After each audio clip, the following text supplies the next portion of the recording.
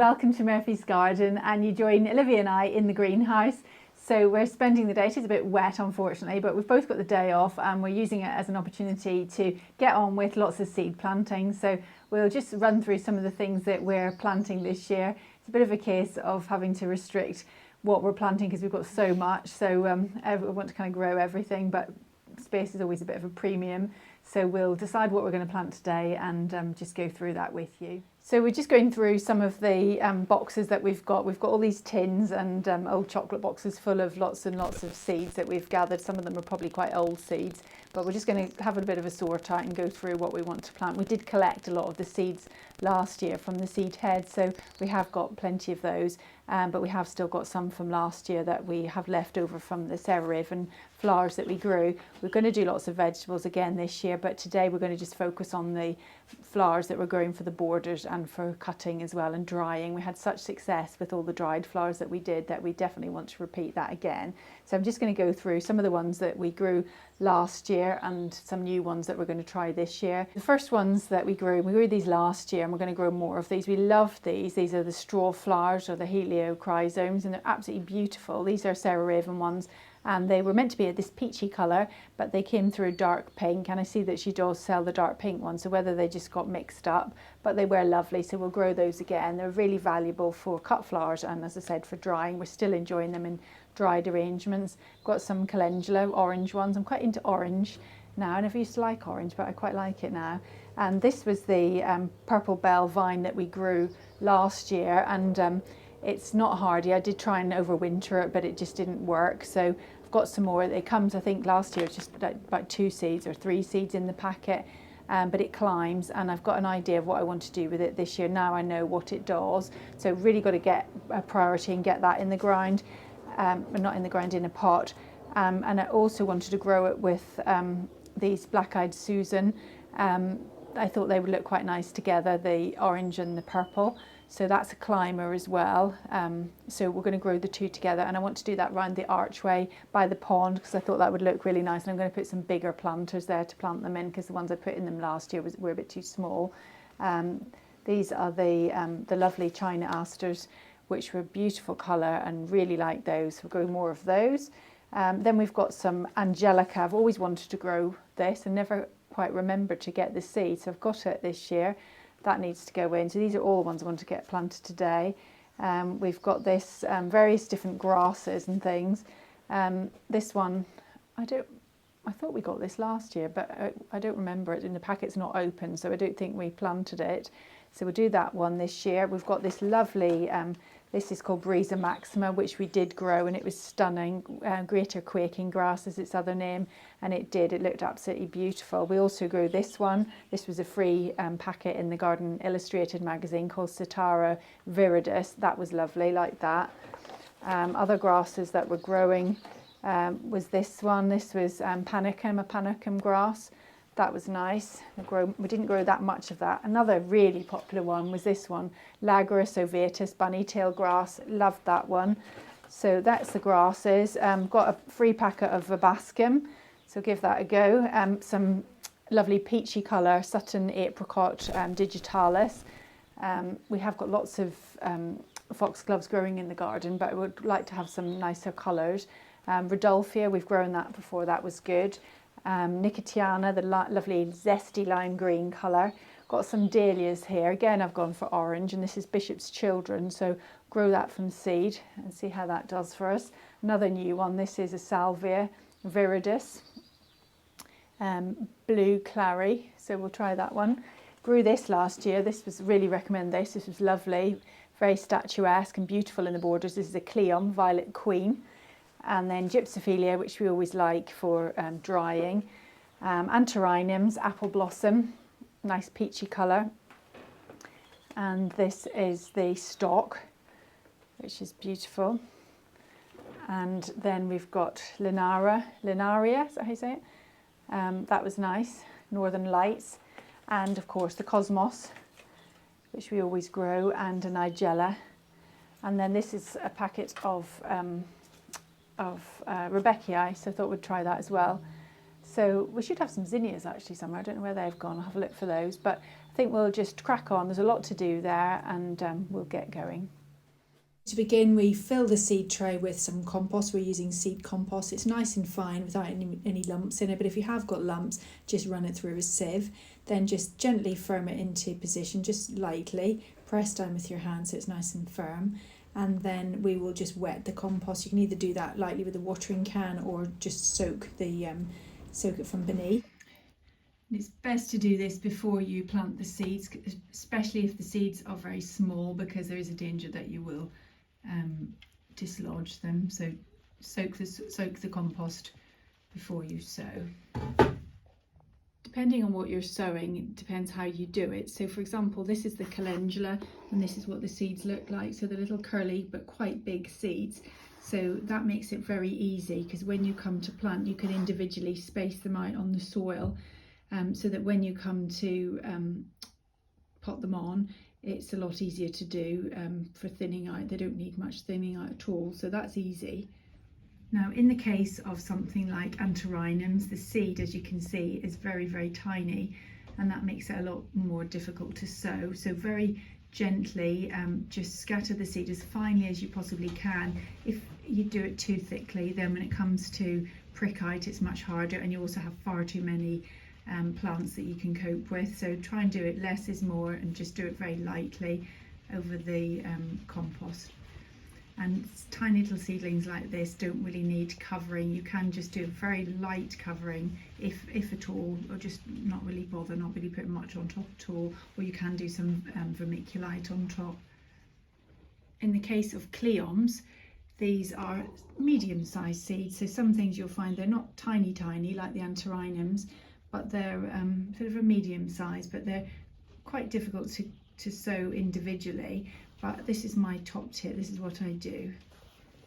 So I take a pencil, dip it in some water in the watering can, and then using the nib of the pencil, I pick it up like that with the pencil and just put it on the soil exactly where you want to put it. So it's really, really precise, and like that. It's amazing. I don't really know why it picks it up, but it does. See? So that's what I do, just to evenly space out the seeds. And what I do to get around the problem of having so many seed trays everywhere and running out of space, what I tend to do is split the seed trays in half. I've just used lollipop sticks just to mark the halfway. And on one side I've got the stalks, and on this side I've got the Rodolphia. So that's a good way of just saving on a bit of space, because I don't want to sow far too many of everything. So that's what I do. And once the seeds are sown, then I just gently, lightly cover with some extra compost, and then I'll just gently firm it either with the back of the hand or the back of the lid of the propagator lid, just to gently make sure the seed is in contact with the soil.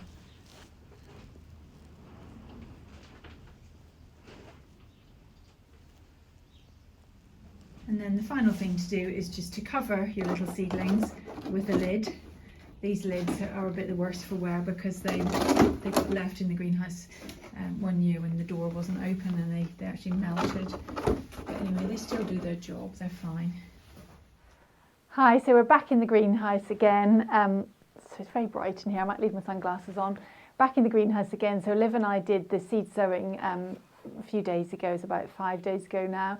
So we'll just have a look at how things are doing. And I just want to say, for those of you who haven't got a greenhouse, now is a really good time to start planting. There's no advantage, even if you have got a greenhouse. I personally find that there's very little advantage to starting things off too soon, because what tends to happen, they get leggy, and then you're left with, you've got a load of seedlings that you're kind of trying to hold back, because it's far too soon to put them in the garden. You can't put them in the garden until sort of May time, middle of May. And so for that reason, now is a really good time to start.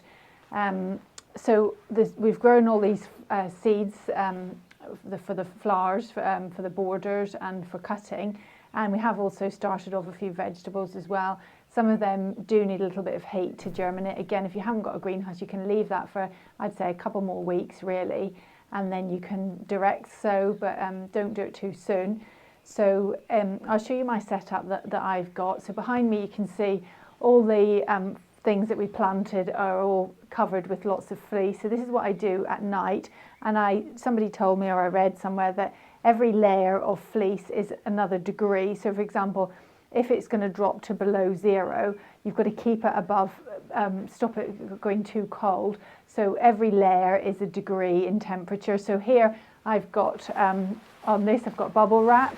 So this is just old packaging that I just keep hold of. It's always quite useful. And then I've got this is the horticultural fleece.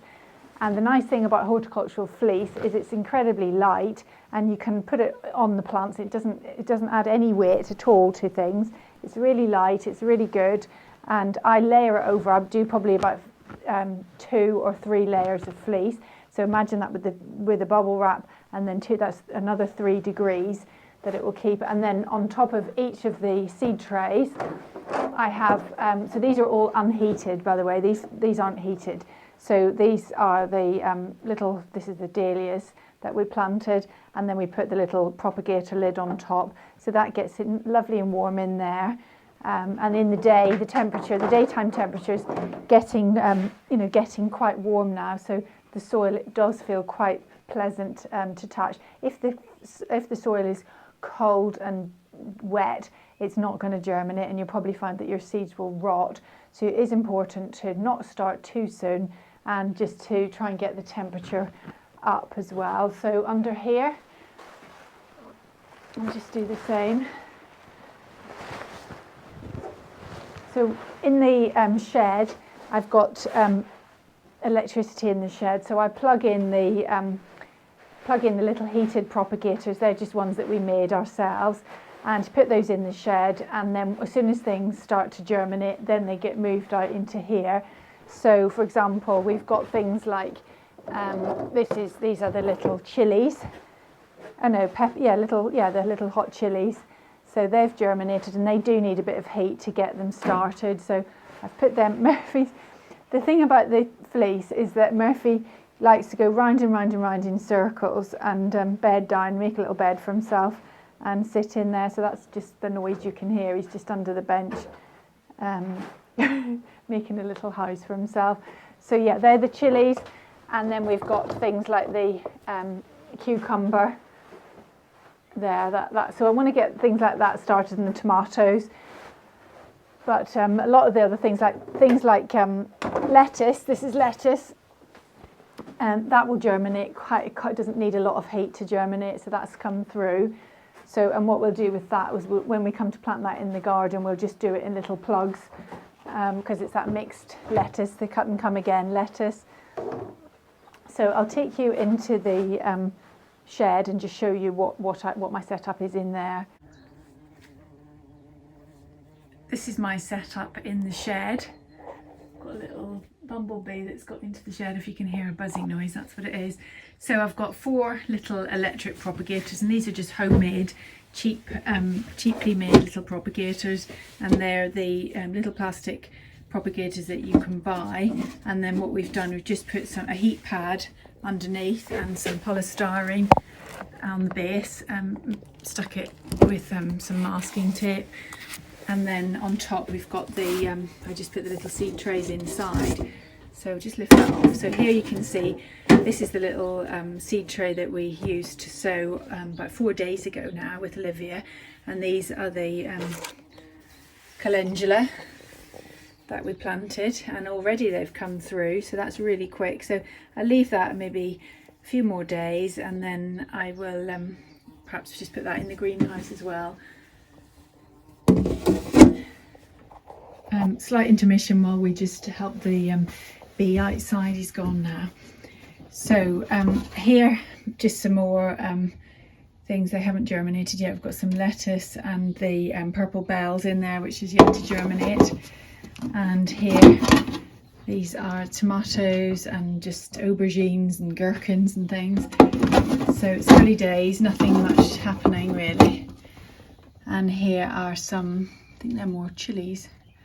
Gonna have a lot of chilies.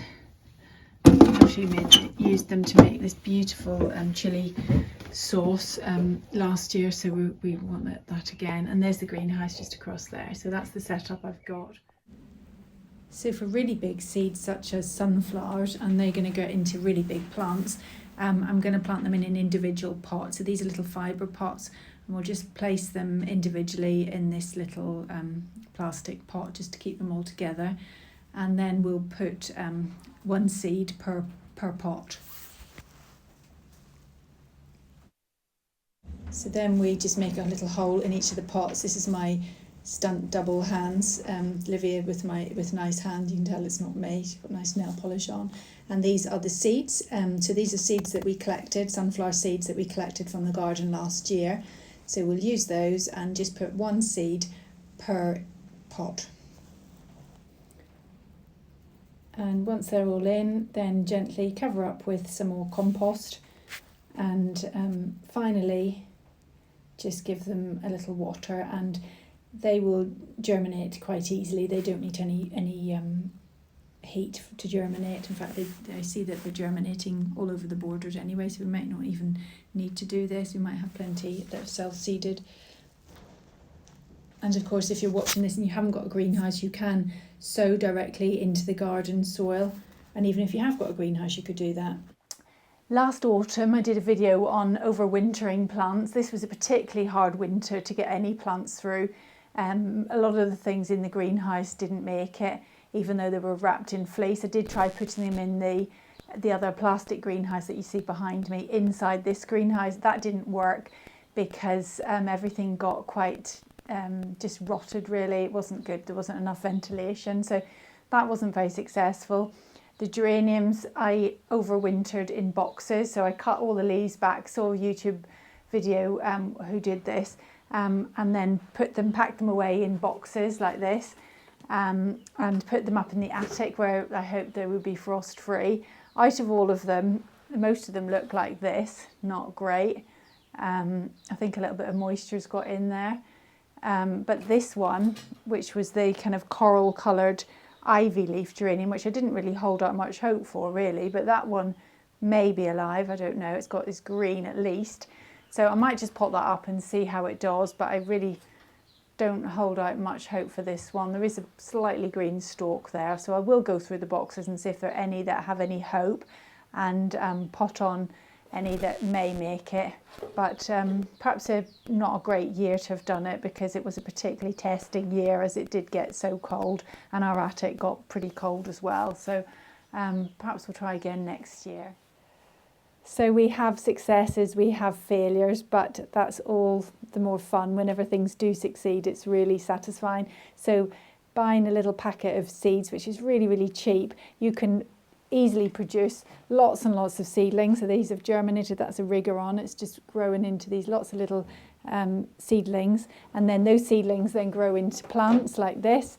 Then that plant you can split into lots of plants. We had it growing in this container last year. I split it and made more plants, and so very, very quickly you can multiply your stock. A rigger on is hardy, so you can have it year after year, and it's made it through this very cold winter.